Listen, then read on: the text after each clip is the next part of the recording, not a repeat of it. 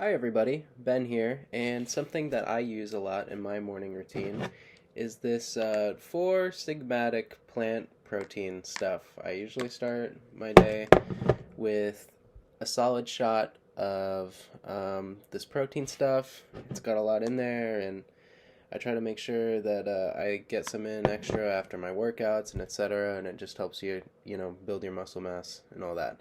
And that's important to me because I like to have non-dairy muscle, preferably, because I don't want to support that industry. So I try to go with plant-based stuff. And yeah, let us take a look at the label as best as I can. If I seem a little bit under the weather, I have COVID right now, so bear with me. All right, so looking at the label here, I want to go ahead and analyze this organic superfood protein blend that you're seeing right now. And the first ingredient is this pea protein, and they do us the kindness of giving us all these scientific names. So I looked all these up. Okay, so this first one in is the pea protein, and this is just the garden pea. It's an annual plant, and its native range is East Asia. So I tried to find the native ranges on all of these. That way I could maybe assess a little better on, their ecology and how that applies to me as a consumer of the plant in North America, and particularly, here in Arizona. So let's just keep that in mind. All right, next on the list is hemp protein. So these all come from the seed powders, right? So even that pea protein, right? Like that's just the seed ground down. This hemp, this is the seed ground down. It doesn't have anything to do with the THC or whatever. The variety of uses of the hemp plant, of course. But yeah, commonly known as weed, cannabis. It's native to Eastern Europe, India, and Iran. So now, obviously, that's all over the world. Up next is chia protein. I think everybody knows what a chia plant is because this is, of course, the chia heads and whatnot. These plants are native to southern and central Mexico.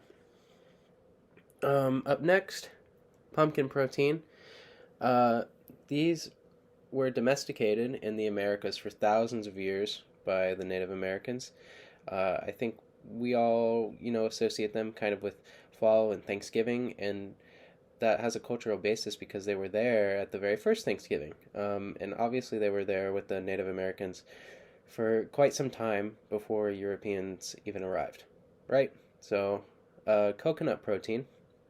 We all know what a coconut is, and that's our classic coconut tree, a nice, lovely beach vacation. But those are speculated to be native to the South China Sea, kind of around the Indonesia area.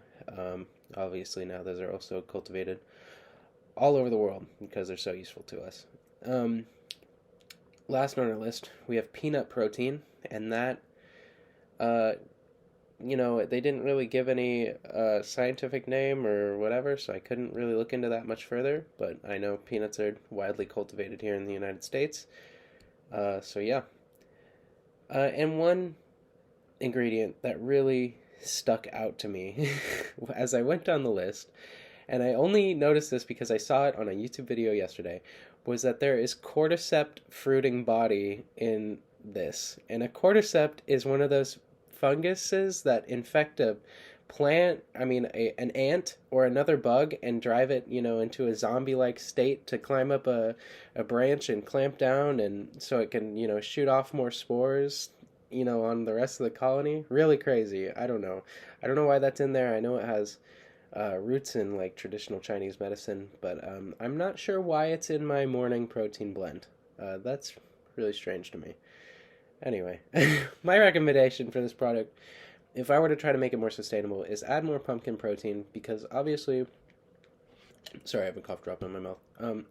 Obviously, that was already here, in the Americas, and to keep things as native as possible would probably be the best. So I don't know why there's cordyceps or whatever in there, or all these other proteins from around the world. Let's just put in more pumpkin protein since that's what's native to here. Anyway, thank you.